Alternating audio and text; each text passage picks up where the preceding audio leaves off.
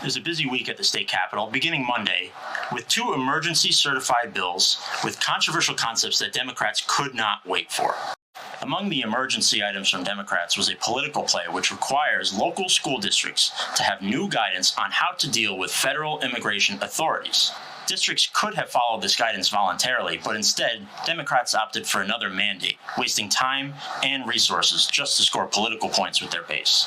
House Republicans offered an amendment that would require the state to come into compliance with the federal law to keep boys and men out of girls' and women's sports. The Democrats have rejected this amendment, but not before GOP leader Vincent Candelora and others explained why this legislation is so essential for Connecticut. Cities and towns across Connecticut are struggling to keep up with surging costs of special education.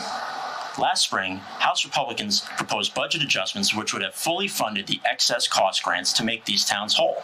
Democrats ignored it, instead giving more funding to bloated higher education. This year, they offered a one-time $40 million allotment. Republicans offered a full funding of $108 million. Democrats rejected it, instead funding superfluous initiatives like Planned Parenthood. Democrats prioritized an $800,000 earmark for Planned Parenthood of Southern New England just months after the election, on top of the $1.6 million that is already allocated for this fiscal year. When we pushed for transparency, requiring organizations receiving over $50,000 to disclose spending, Democrats shut it down.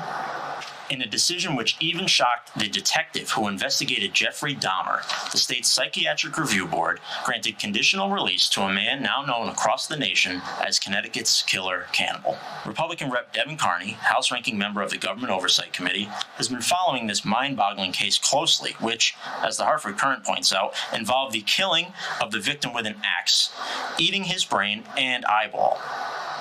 Carney has proposed legislation this year which will prioritize the protection of society in any decision made by the Psychiatric Review Board.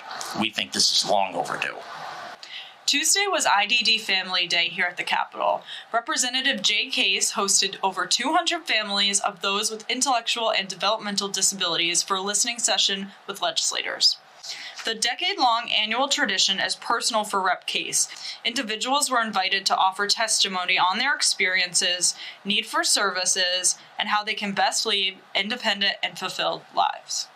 In a Transportation Committee public hearing, Rep. Tom O'Day led a powerful discussion on the dangers of impaired driving on Connecticut highways. In questioning the NTSB chief and Connecticut DOT commissioner, O'Day solidified road safety as a top priority for House Republicans, urging the state to empower law enforcement to be active police and to revisit the, quote, outrageous state law which allows drivers to smoke marijuana behind the wheel, even if there are children in the car. In Bridgeport, authorities arrested 3 Democrat officials on charges of voter fraud in the 2023 mayoral election. The charges: forging signatures, registering non-citizens, telling people who they should vote for, and more. Not good, but definitely not surprising. And on Friday, Republican leaders in the Connecticut General Assembly wrote to the U.S. Attorney General Pamela Bondi to formally request a federal investigation into whether election crimes in Bridgeport are part of a larger, coordinated effort to defraud voters statewide. You can get a look under the Gold Dome by checking out our new podcast, Capitol Rundown, hosted by State Representative Dave Rutigliano. He'll invite Republican lawmakers for candid discussions on what drives them to serve and how they handle their specific committee assignments.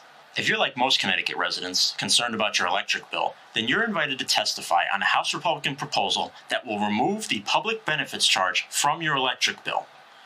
Join us on Thursday, March 6th, in a public hearing of the Energy and Technology Committee where you can have your voice heard by submitting testimony or registering to testify in person or online. Stay tuned right here for updates. Join us next week for more news and views from Connecticut House Republicans.